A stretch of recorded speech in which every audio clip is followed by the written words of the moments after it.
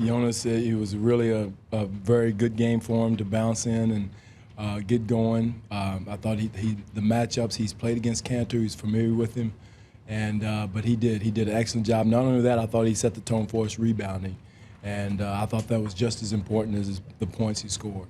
He's a guy sometimes where when he's not feeling it, you can see that he's not, like, you can see he knows he's not feeling it. What does a game like this mean for him? Well, it's good. It should help his confidence because he's going against two really good players in Favors and Cantor, two other young athletic bigs, and he just did a good job. I thought he came in and rebounded. Again, I'm looking at his rebounding and screening.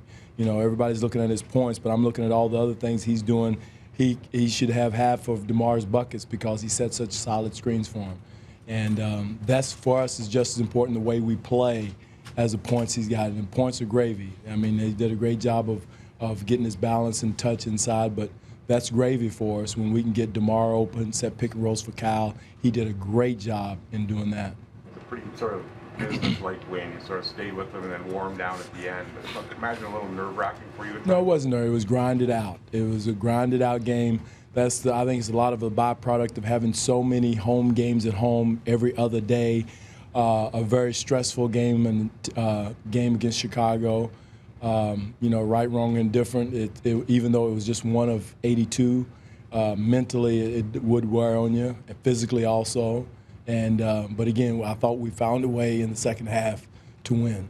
Coach, DeMar obviously wanted to have a better game than last. But do you feel like he comes out with a little more motivation going against Burks? Well, no, I don't think it had anything to do with it. I think, you know, like I tell guys all the time, when you win or you play well, everybody's hugging you and kissing you and on your shoulders. All right, but when you have a bad game, you know, everybody wants to panic. You know, I don't know how many times Babe Ruth struck out, but I guarantee he struck out more than he hit home runs.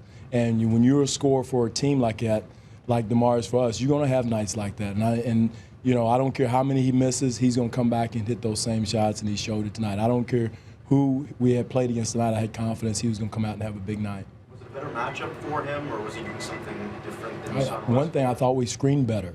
I thought we set better screens. You know, and in this league, you got to be a physical. You got to set physical screens. You got to set physical pin downs and that type of thing for guys, and I thought that was the key.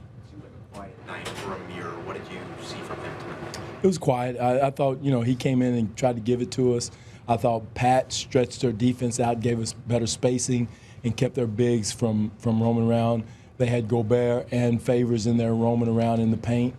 I thought that was, you know, Pat stretching the floor really helped us a lot. James didn't get the minutes, I guess, with the ankle at the end.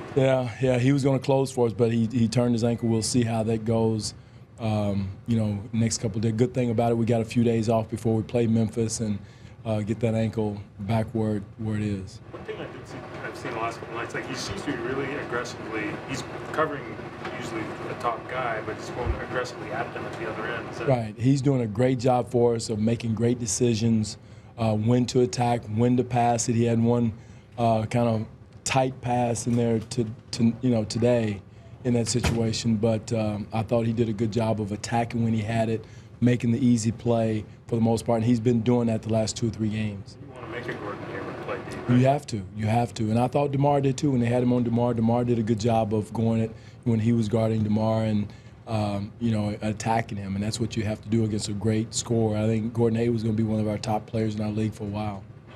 Dwane, for better or for worse, Thursday's game had so much focus on it, the TV factor and everything.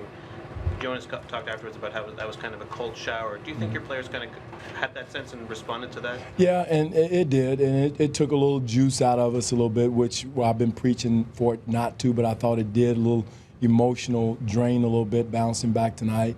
But again, it's early in the season. We got to continue to work on the things and work on our consistency more than anything else. And have, you know, we go, 30 and 35 in the third and fourth, and 23 and 23 in the first half. So, you know, somewhere in between, we've got to get a balance on both ends of the floor to get where we need to go.